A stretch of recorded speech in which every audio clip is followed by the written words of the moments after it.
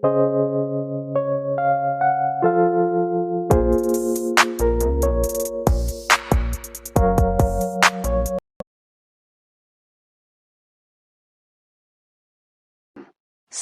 1. You will hear a telephone conversation between a travel company employee and a customer. First, you have some time to look at questions 1 to 5.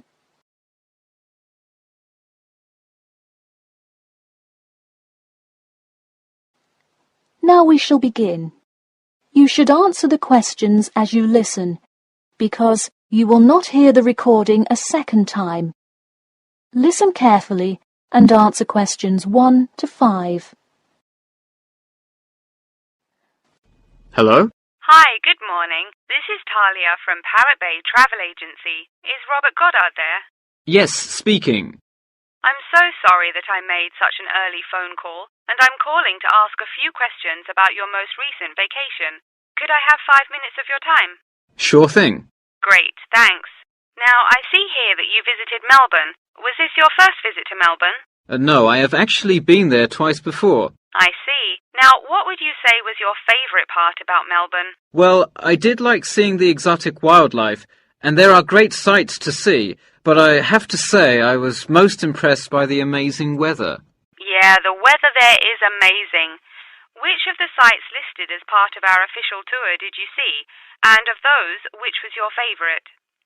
First I saw the theatre, which was beautifully designed. It was not nearly as cool as the town hall, though. The building is a huge part of Melbourne's history. Definitely my favourite. I saw the aquarium too, but wasn't too impressed. I see. Yes, people often have great reviews of Town Hall. Now, I would like to ask you about your dining experience. Did you enjoy the food there? Absolutely, I loved it. I'm glad to hear it. Could you tell me a little bit about what you most enjoyed about the food? Being such an international city, I loved the variety. I could find any type of food I wanted, whether I wanted seafood, burgers, or anything else. You name it, and they had it. Did you drive to Melbourne? No, I flew. I thought about going by train, but in the interest of time, I decided to go by plane. Right, I see. Before you hear the rest of the conversation, you have some time to look at questions 6 to 10.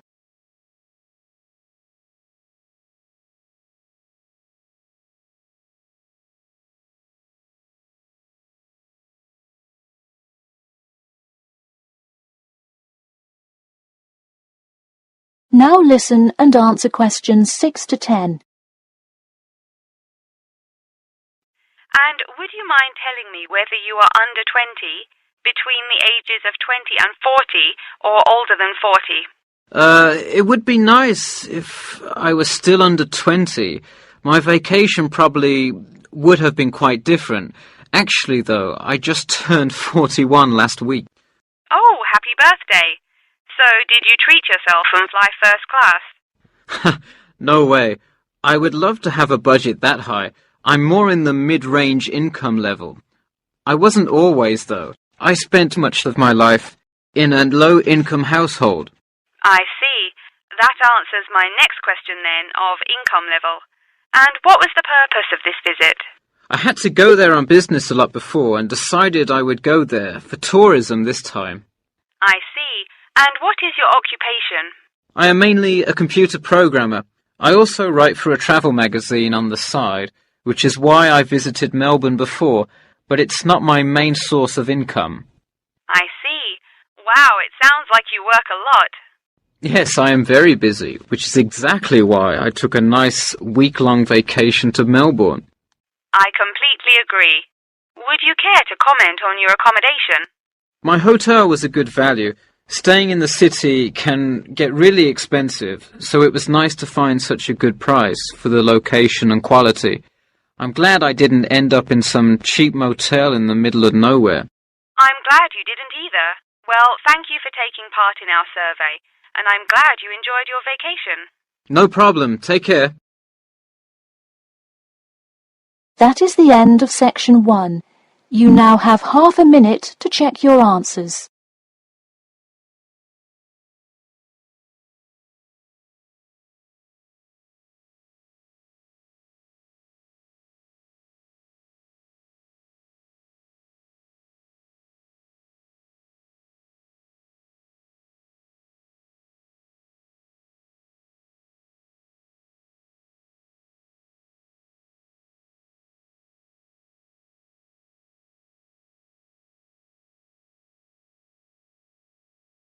Section 2. You will hear a talk about the main points of interest and the improvements made in the area. First, you have some time to look at questions 11 to 15.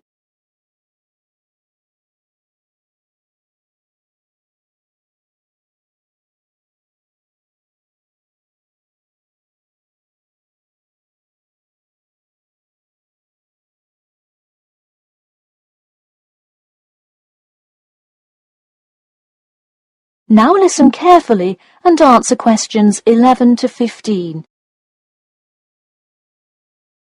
Thank you all for coming to our community meeting.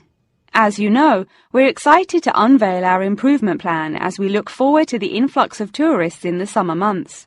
I'll start with a quick overview of the main points of interest in the area for anyone who may not quite know his or her way around yet, and then I'll get to the improvements made.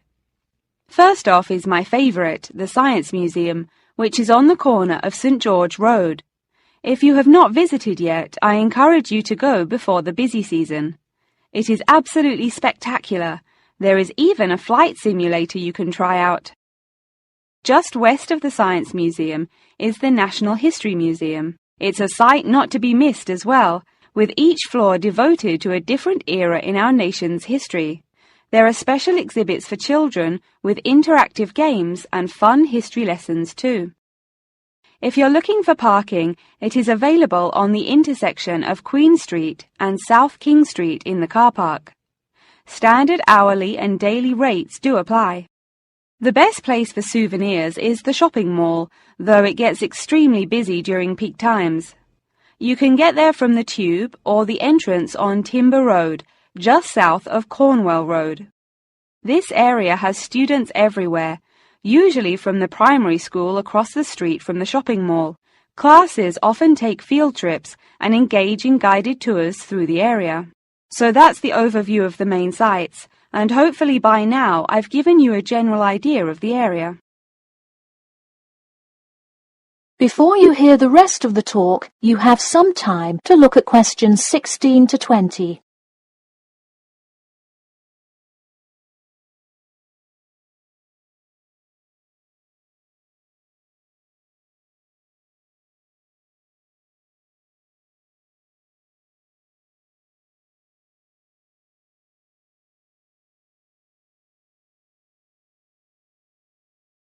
Now listen and answer questions 16 to 20. Now I'm going to outline the improvements we have made in our efforts to make the experience even better for each and every one of our visitors. You probably noticed when you first drove into the car park this morning that there is now additional signage to help avoid confusion. The directions were not entirely clear at first, so we have increased the number of one-way signs indicating the correct direction of traffic flow. Not far from there, in line with our mission of giving back to the community, we constructed a brand new playground for the primary school. It is really something to be excited for. The equipment is state-of-the-art and includes swings, a small climbing wall, and even an obstacle course. Now we'll head north and take a look at the Science Museum. In response to our feedback from past visitors to the museum, there is now free information available outlining not only upcoming IMAX showings, but also natural wonders like meteor showers, eclipses, and other cool natural events. The Science Museum isn't the only museum improving the experience of its visitors. The National History Museum has added an entire new wing to its facility to accommodate the large crowds of people gathering to see the Civil War exhibit, Inventions Timeline exhibit, and other wonderful sections of the museum. The increase in space will definitely give a more calm, comfortable experience for visitors.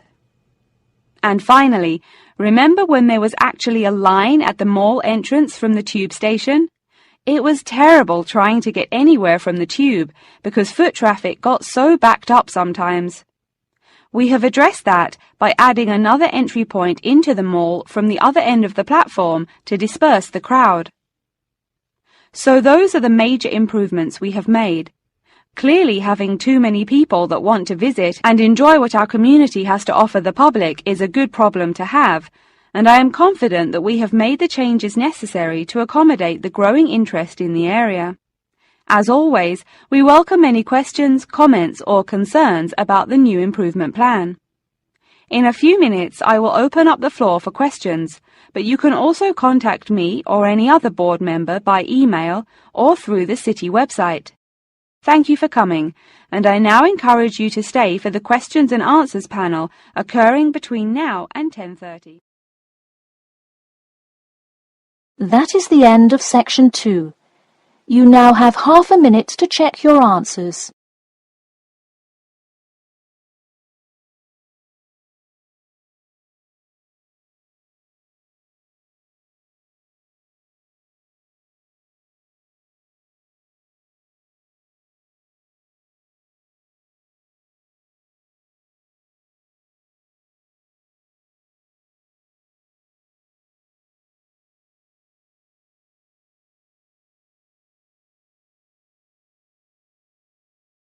Section 3.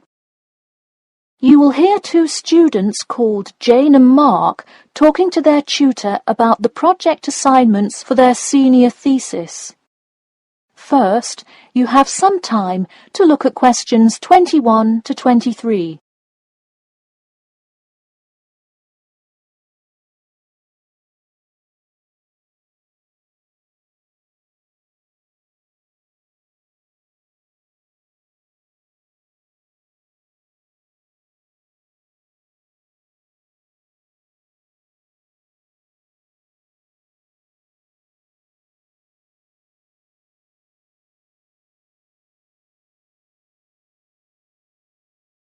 Now listen carefully and answer questions 21 to 23.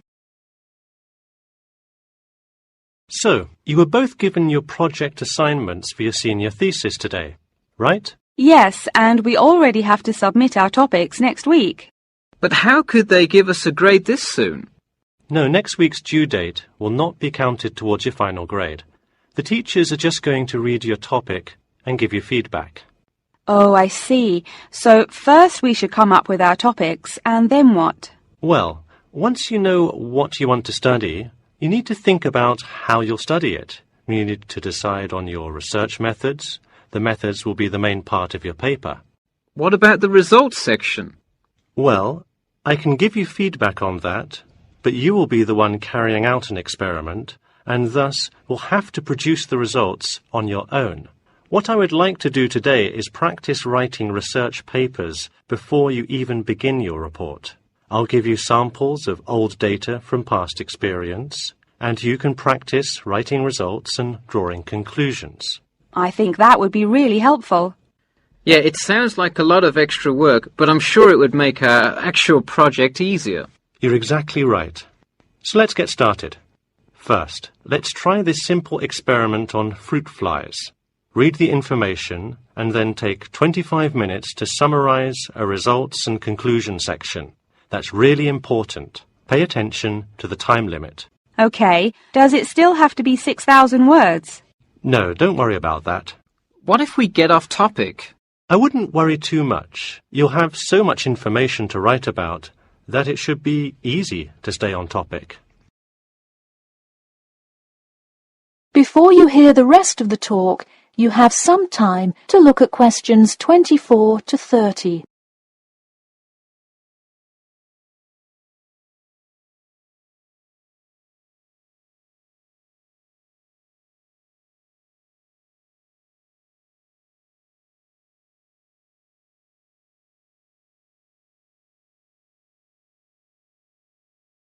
Now listen carefully and answer questions 24 to 30. But what about other sources? Well, for this assignment, you can use the one from your textbook. In your actual paper, you should find old experiments that support your topic. So do we need to find different types of sources? For instance, should I be conducting lots of interviews to use in my paper? No, there's no need to conduct lots of interviews or anything like that. Okay, I'm ready to get started.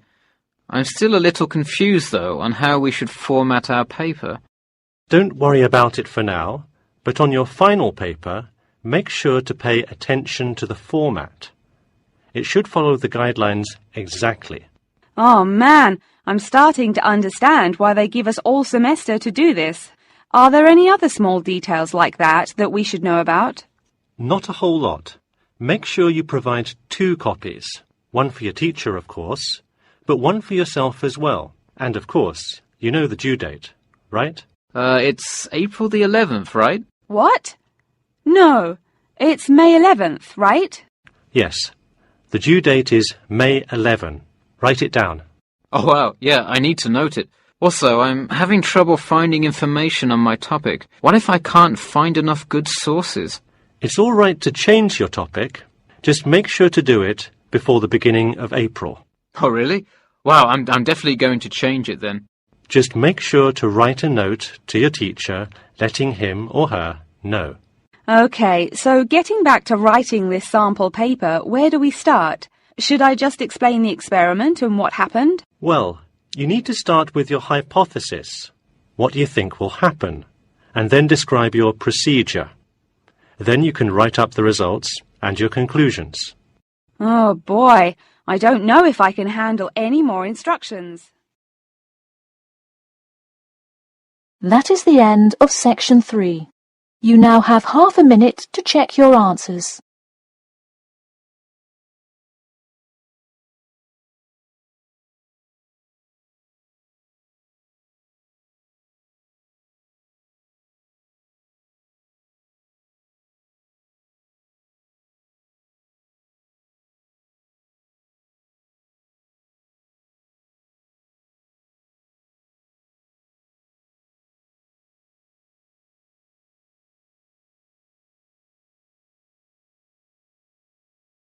Section 4. You will hear part of a lecture about factors you should consider when creating advertising materials and the effects they can have on your product sales. First, you have some time to look at questions 31 to 40.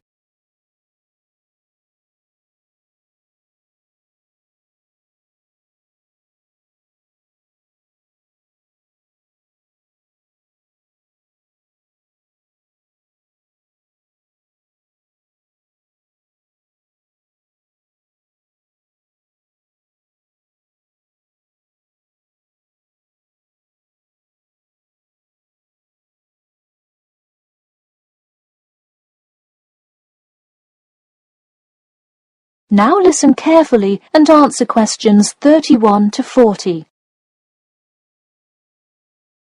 Hello class, and welcome back to Marketing Strategies.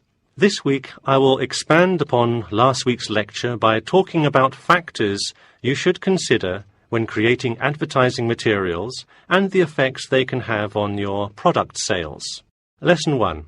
Limit your advertising to the geographic area of your target market. Though you may have a product that people want in a large area, the distance that customers are willing to travel is a significant factor in their choice of where to purchase that product. Take this example. If you're really hungry and decide you want a burrito, would you choose the restaurant that is a block from your apartment, or the one that is just as good, or even slightly better, across town? Of course, you'd pick the closer restaurant. Next, there's the method of communication to your target market. How do you decide among radio ads, TV commercials, flyers, or even word of mouth? While we often think of the visual presentation of ads, there's much more to advertising than the look. Studies show that consumers are much more likely to remember advertising slogans if there's also a sound plate. Did you know that your sense of smell is closely linked with memory? Think about Mandy's candy store up the road. Every time you walk past it, you can just smell the chocolate, right? I bet you can almost smell it now. Just mentioning the name brings about the smell memory and, in turn, a chocolate craving. What better way to sell chocolate bars? Obviously, sometimes appealing to the senses isn't the most practical way to advertise. For example, it's a good idea to come up with a marketing strategy that adapts to the product, especially digital products. The flexibility of this kind of products is extremely important, so it's very common for advertisers to form one single layout for all of their ads, the visual, the medium, even the majority of the content, and simply update the ad each time they come out with a new version. Remember, advertising is all about stirring up the right feeling in your potential customers, whether by stimulating the senses, appealing to the intellect, and so on. Once the customer experiences the ad, the important thing is his or her reaction. Someone could love the ad you made, but unless he or she considers buying the product, you failed to get the reaction you were looking for.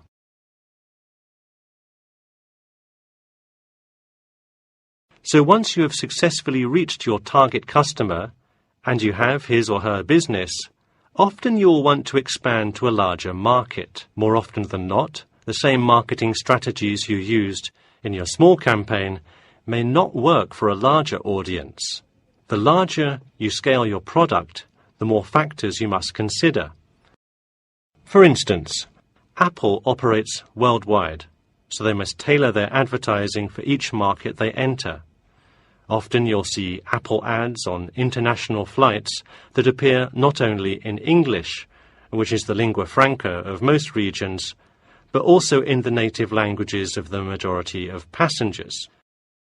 I travelled to Russia last week, and it was really interesting to see the same Nike ad that I've seen 100 times, except this time it was in Russian. Okay, going back to the medium of the advertisement, even after choosing to create print ads instead of radio announcements, television commercials, etc., there is more to consider. If you print your ad in a newspaper, it will be read by a far different audience than if you print your ad in a popular magazine. Would you put an ad for the new Justin Bieber album in a newspaper? Probably not, because that product is most suitable for youths. Let's face it, do you know anyone under the age of 25 that buys a newspaper? No. Now let's try a few strategy exercises. Imagine you're a company that is aiming to improve the environment by making products that reduce human waste. How would you advertise your product? Clearly it would send the wrong message if you put up flyers or other materials that cause lots of waste paper.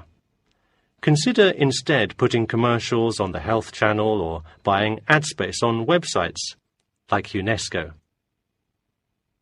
Or here's another example. What is one great place to advertise suntan lotion? How about a swimming pool? It has the exact group of people that need the product. All right, one last thing. Let's say you're filming a commercial for a water filter pitcher. What would be good scenery to use for the background? Think about somewhere calm and relaxing with clean, fresh water. Can't you see how much more effective a commercial with the beautiful scenery and flowing rivers of a national park would be than, say, water dripping from a tap? So to wrap things up today, think about the geography of your target market, the type of marketing material you should use, and the most effective way to appeal to the customer in order to make a successful ad campaign. That is all I have for you today. Make sure to read through Chapter 8 for Monday if you have not done so already. Okay, now I'd be happy to answer any questions you may have. That is the end of Section 4. You now have half a minute to check your answers.